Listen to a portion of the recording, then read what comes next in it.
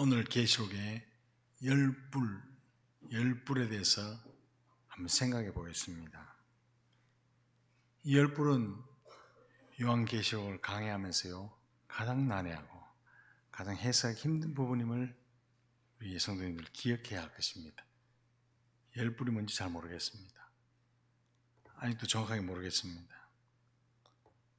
근데 열불은요 12절에 의하면 일곱 머리는 일곱 왕국이지만 열불은 요한계시록이 기록할 당시에는 아직도 왕국이 없는 왕들이다.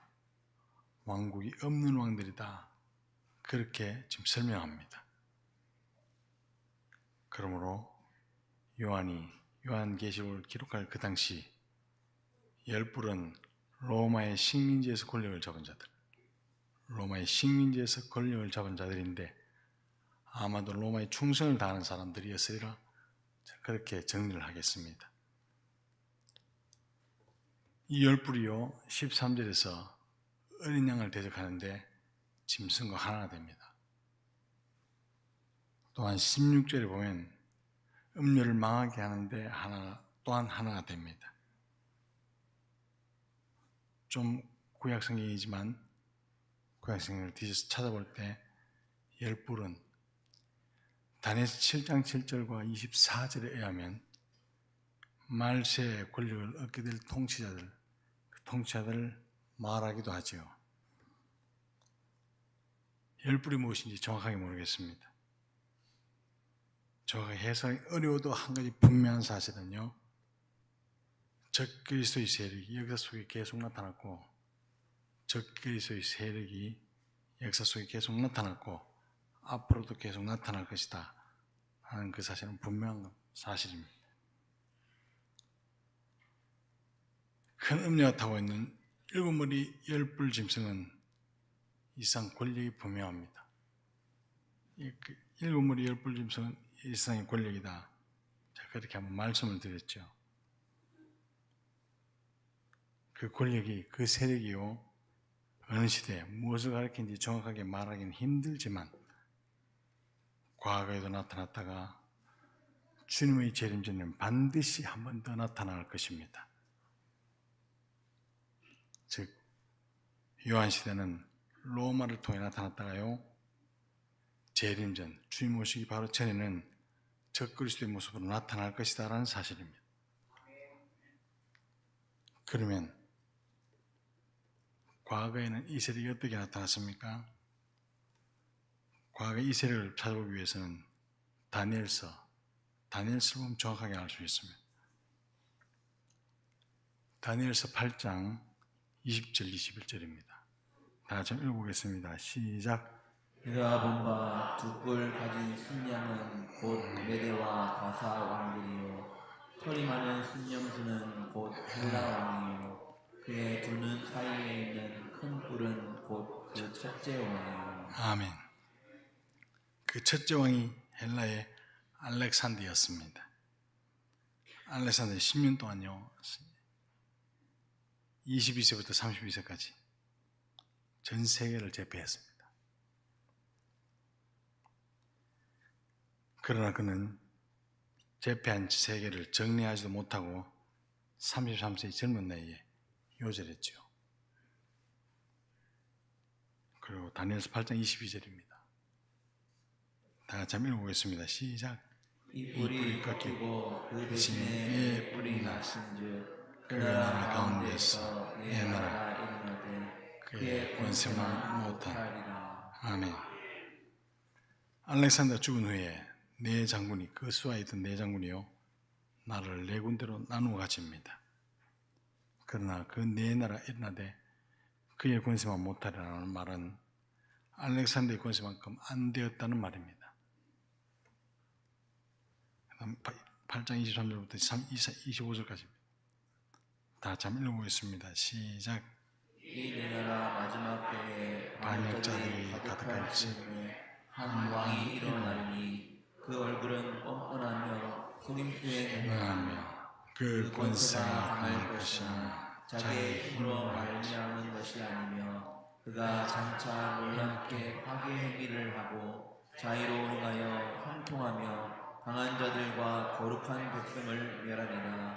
그가 꾀를 베풀어 제 손으로 속임수를 행하고 마음에 스스로 큰 체하며 또 평화로운 때에 많은 무리를 멸하며 또 스스로 서서 만왕의 왕을 대적할 것이나 그가 사람의 손으로 말미암지 아니하고 깨지리라. 아멘.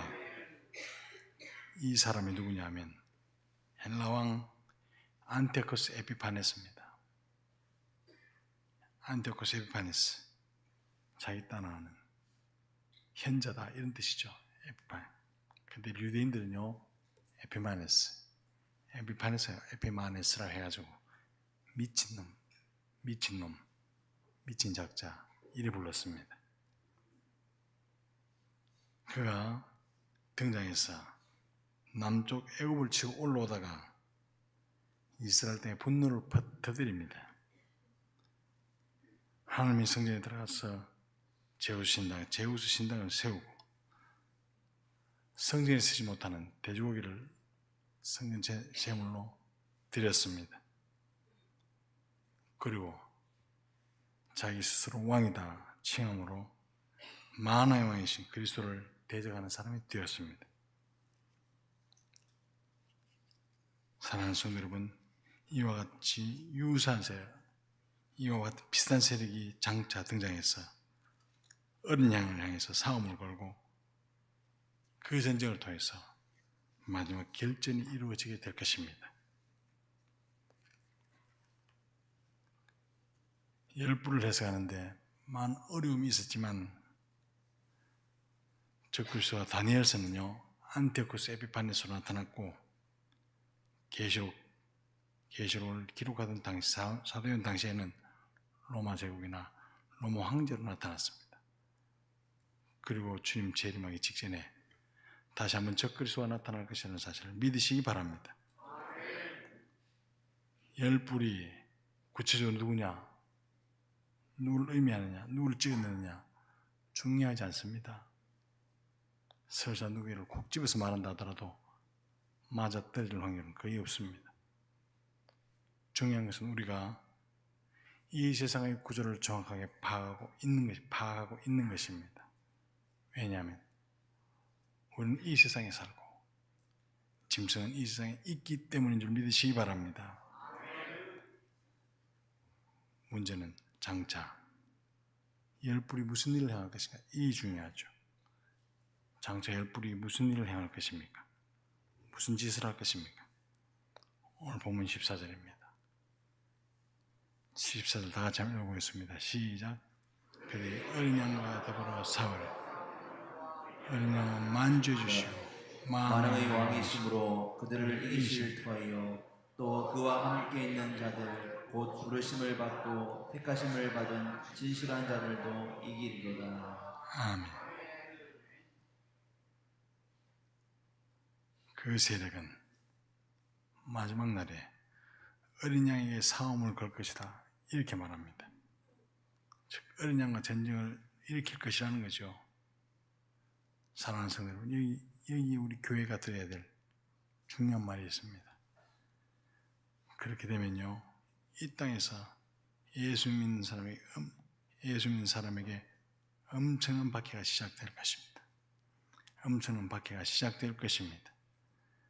엄청난 핍박으로 교회가 많은 피를 흘리고 어떤 장소에 교회가 거의 없어지는 상황이 될 것입니다.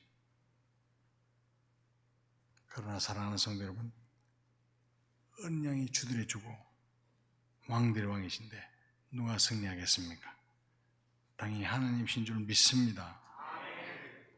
따라서 그의 선택된 백성들도 어린 양과 함께 승리하게 되는 것은 당연한 줄 믿습니다. 이 짐승이 어린 양과 더불어 싸운다는 것은 대략 세 가지 견해로 볼 수 있습니다.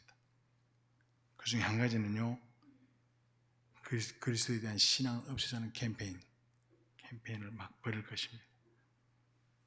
또 다른 하나는 그리스도의 진리를 변경시키려는 정책을 펼치는 것입니다. 마지막으로 그리스도의 권세를 대적하고 인간의 힘을 강조하는 것입니다. 다른 말로 인본주의. 이 전쟁은 아마도 계시록 19장 19절에서 21절에 나오는 어린 양과 짐승과의 전쟁, 그 전쟁과 동일한 전쟁일 줄 믿습니다. 그렇다면 이 본문의 열불, 다시 말해서 열왕은요, 계시록 19장 19절에서 말하는 땅의 임금들을 말하는 것일 것입니다. 악한 왕이 표면적으로 기독교를 박해한다. 이건 오히려 작은 문제입니다. 작은 문제죠. 그 문제가 뭐냐면 광명의 천사로 나타나서 우리에게 나타나는 바로 그때 아주 중요합니다. 숱하게 많은 사람들이 속아 넘어갈 것입니다.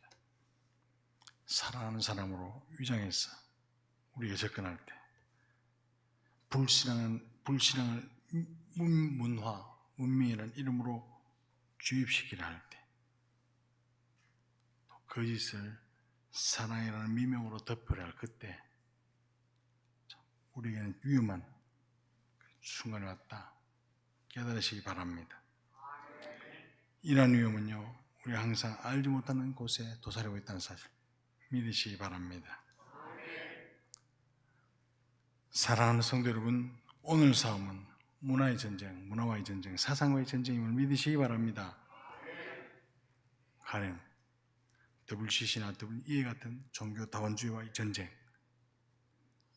더 기가 막힌 것은 창세기 1장부터 남자와 여자를 하나님께서 남자와 여자로 창조하셨다라고 말하는데 요즘요 성을 세 가지 이상으로 말합니다. 남자, 여자, 그리고 세 번째로 남자라고도 아직 말 못하고 여자라고도 말 못하는 그런 제3의 성이 있다. 이거 전쟁입니다. 성은 세 가지 이상으로 말할 수 있다. 창세기 1장을 딱 보면 창세기 1장 27절에 분명히 말씀하잖아요. 남자와 여자로 만드셨다. 이걸 사단이 손을 대는 거죠. 어디에 손댑니까? 힘과 권리 있는 사람들 싹 꼬셔가지고 힘 있는 사람들에게 투표해서 모든 민족이 그 말을 부정하도록 그렇게 만드는 전쟁을 하고 있다는 것입니다. 사랑하는 성도 여러분,